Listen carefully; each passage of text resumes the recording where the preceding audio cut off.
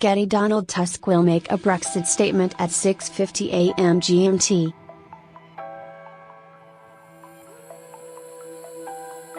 Mr Tusk will make the statement at 6:50 a.m. GMT on Friday, but his office refused to release further details. Earlier today the EU demanded a draft Brexit deal from Britain by Sunday if there is to be any hope of moving on to transition and trade talks at next week's EU summit in Brussels.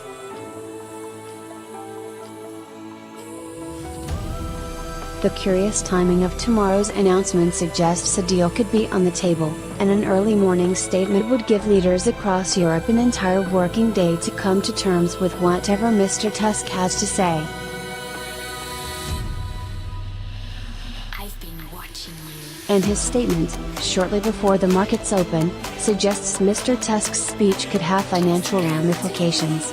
BBC political editor Laura Kuenssberg said, "Tusk's statement is just before the markets open tomorrow.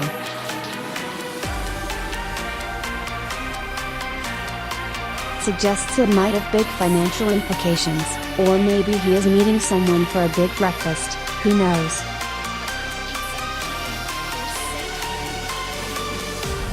Related articles: 48 hours to save Brexit, Barnier says agree EU deal by Friday. Breaking, PM very close to agreeing Irish border Brexit deal.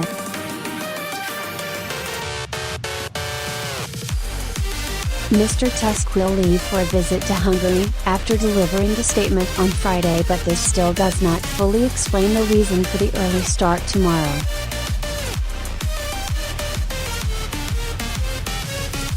Meanwhile, an Irish official has told a British-Irish Chamber of Commerce event in Brussels that negotiations are moving very quickly and the deal could be agreed within hours.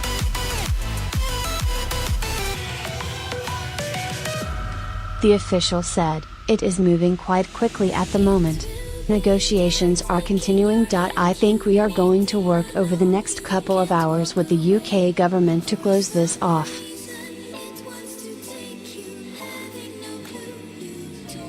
I say ours because I think we are very close. In Britain, Theresa May is still trying to negotiate the deadlock after the Democratic Unionist Party, DUP, scuppered Monday's table deal over concerns about Northern Ireland's post-Brexit status.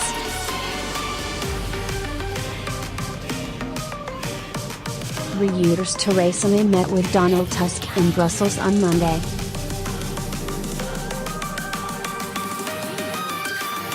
The party said the proposals, which aim to avoid a hard border by aligning regulations on both sides of the border between Northern Ireland and the Republic of Ireland, were not acceptable.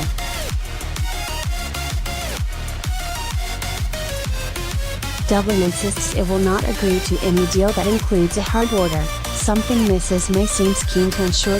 Yesterday the Prime Minister spoke to Irish Taoiseach Leo Varadkar and DUP leader Arlene Foster, but does not appear to have made any concrete progress, with Westminster, Dublin and Stormont refusing to back down on their demands.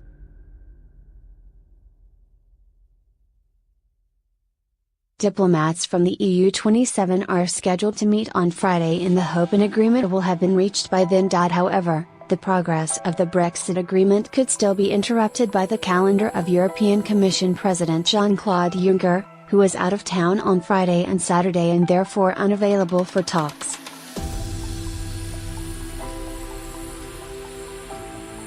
Mrs May is also facing pressure from various groups in Westminster as the Brexit deadlock deepens divisions within the government. The Labour Party has this week branded the government's performance in Brussels an embarrassment and a shambles, while senior Brexit-backing Tories are unhappy about the idea of the whole of the UK signing up to any regulatory alignment with the rest of the EU, as they believe it would defeat the point of Brexit.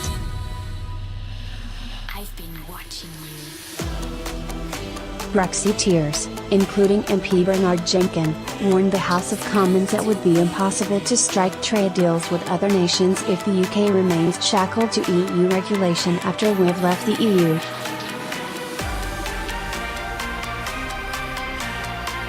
And a group of 19 remain backing Tories, including 3 former cabinet ministers, have told the Prime Minister it is highly irresponsible for anyone to dictate terms which may scupper a deal.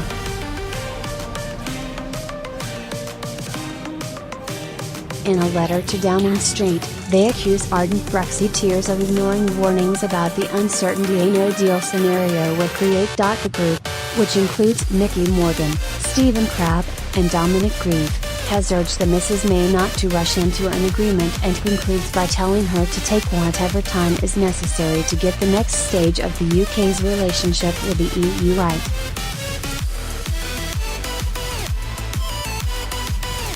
Related articles: PM to hold cabinet talks on future post-Brexit trade deal. UK can walk away from deal but will still be forced to negotiate. Kate Hoey says UK won't pay a penny to EU unless Britain gets a deal.